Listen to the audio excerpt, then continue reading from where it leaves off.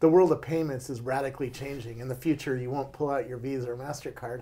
You'll pull out your cell phone, or you might have a card for the bus to swipe on a sensor. And we're going to learn all about this new world of payments with mPayy.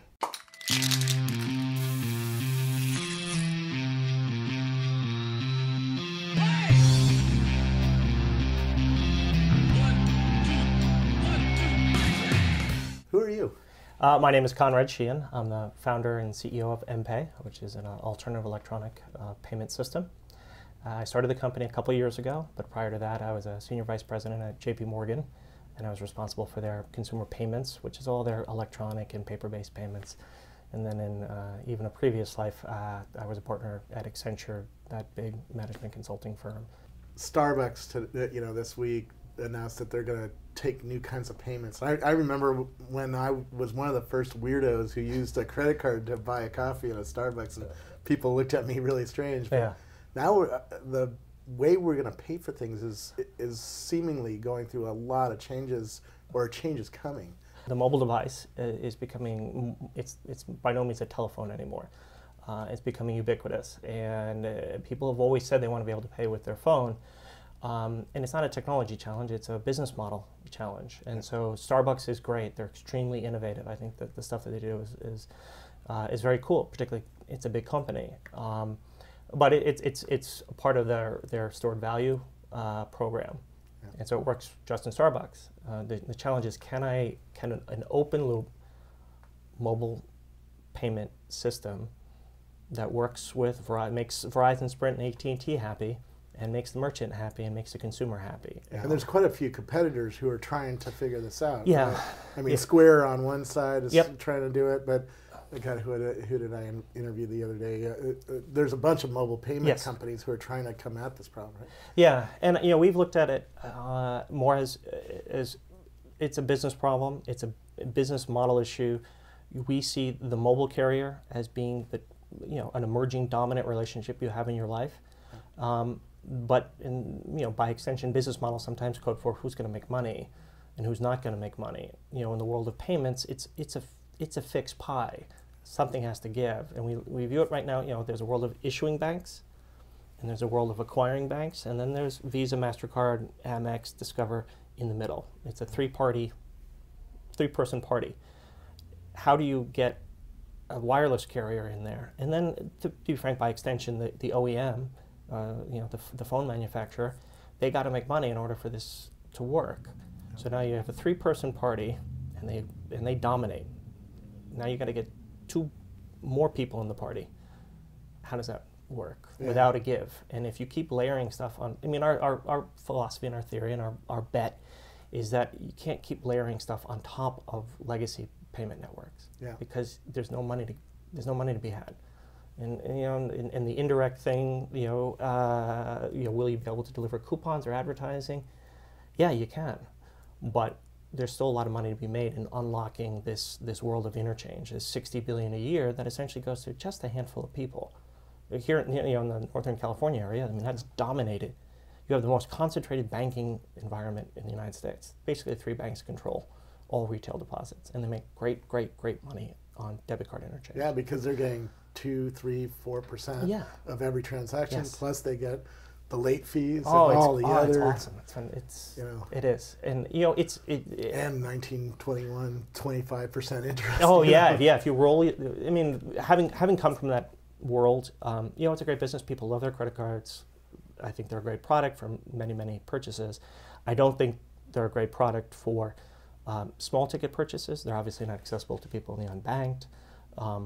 There's not in the online world, you have the bill to mobile. The Bokus and Zongs have done a great job there. But how does that work when you're a classic retailer that is operating on razor thin margins? When I always pick out Walmart, $400 billion a year in top line, 3% net margin. And then when you talk about card interchange, 10 basis points is huge. So it, our bet is we built it without touching that, without any dependencies there. It's harder. So you're really trying to disrupt the Visa, MasterCard. We're coming in at a right angle. The people we've got seem to like it. We got to get it bigger. And we focus on the transactions that aren't in the sweet spot of credit card. Mass transit, bill payment, like your Pacific Gas and Electric bill. If you pay with your credit card, you got to pay the interchange. Yeah.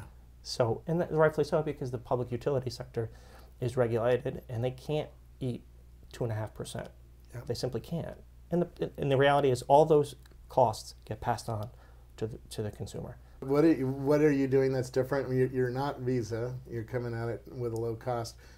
What is it that you guys are doing? Well, it's. I mean, in the end, you still have to use you have to move money. There's only a couple ways you can do it. I mean, the ACH system is incredibly efficient. Started in early 1970s. It hasn't really changed much, but wrapping software around it to make it easier for the consumer to use and easier for the merchant to accept, and managing the risk in the middle is what we do. Okay. If you want to get kind of payment wonky, that's what we do. Yeah. And so our goal is to keep, is to grow that, and then finding the spots in the great retail world of the United States where there's pain with credit card or there's a hassle with credit card. I mean, it's a 16-digit number, 4-digit expiration, 3-digit CVV. Yep. I think PayPal's done a magnificent job of making that easier. Yep. So it's email address. And I could even bump my phone now and pass Yeah. you money. Yep.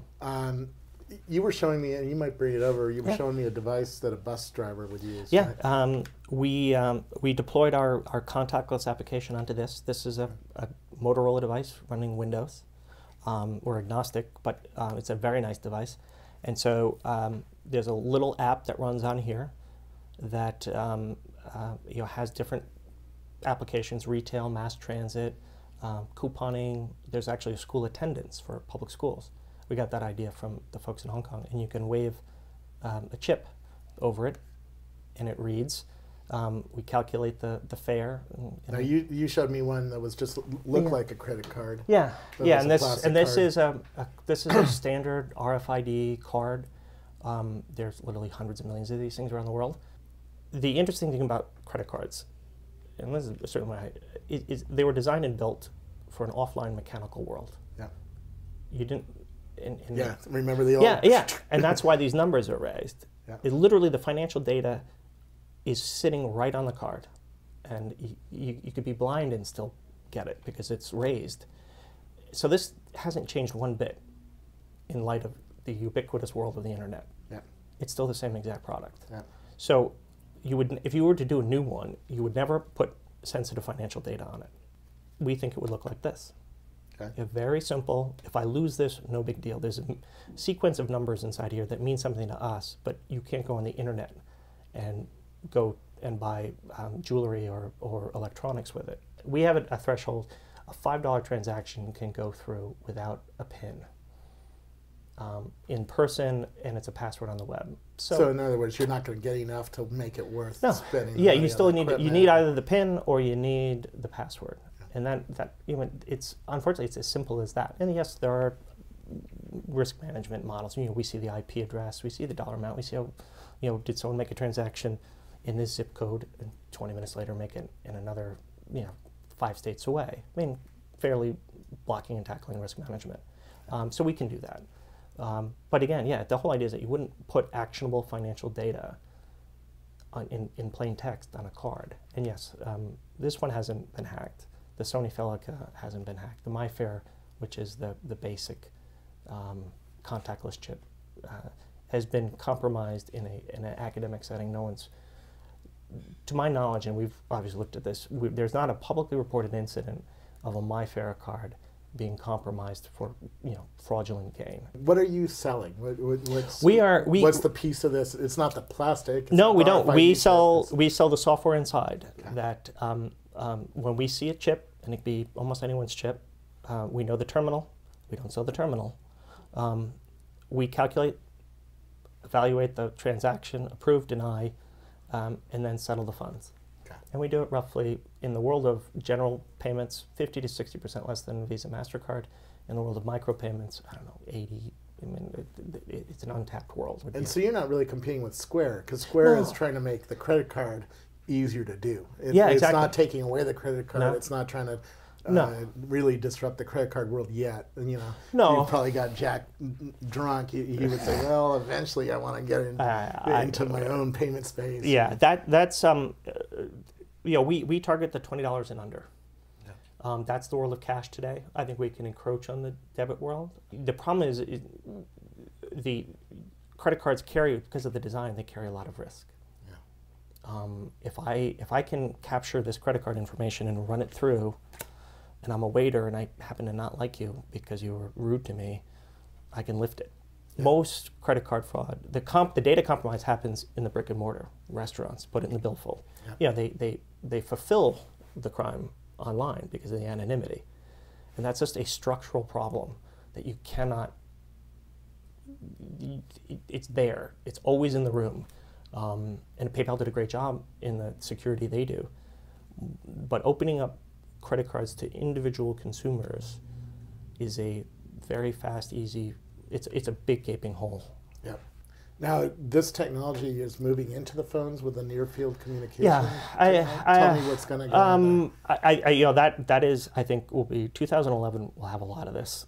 Okay. And I think, you know, for us, it's great in some ways, but there's a lot of noise. Yeah, there's a tremendous amount of noise. So we try to separate it out. You know, simply, you know, taking this number, the chip that's actually in here, and sticking it inside the phone could have been done 10 years ago. Yeah, it's who's going to make the money. Yeah, in fact, my phone, I already have a Bling payment. Yeah. So that reads to a PayPal account, which then will go through a terminal. Yeah. I mean, these are all standard chips. The question is, you know, who's going to make money on that? And you know, we have stickers on our phones. It's not elegant. I think everyone wants the integrated, ergonomically pleasing, maybe doing something locally with the OS, but no secure data on the physical device. I think it can be done. It's who's going to make the money from it. Yeah. You know, and our proposition is that we don't do it the old way, so we open up a lot of value. $100 moves through the system, $2.50 gets paid to the issuer, a few pennies gets paid to the acquirer, and, you know, 9 basis points gets paid to Visa. So who do you want to get a call from? You know, who's your customer? Who are the geeks that we're talking to who should call you and contact you? You know, we think our great strength is in micropayments online and in micropayments offline, mass transit. Small ticket retail, small ticket online. Okay. You know, that's what we're trying to do. Okay. You know, we push it every day. Cool. Where do we find you? We are on mPayy.com, mPayy.com, and we're based in Chicago, Illinois. Wow. The home of retailing, it seems like. You know, yeah. Well, yeah. Hey, they're great. Sears was there, right? Sears, yeah. Maybe it's a renaissance of the Midwest retailing. Cool. Well, thank you so much for coming out and showing it to me, and I want to join this new world. Yeah. Awesome.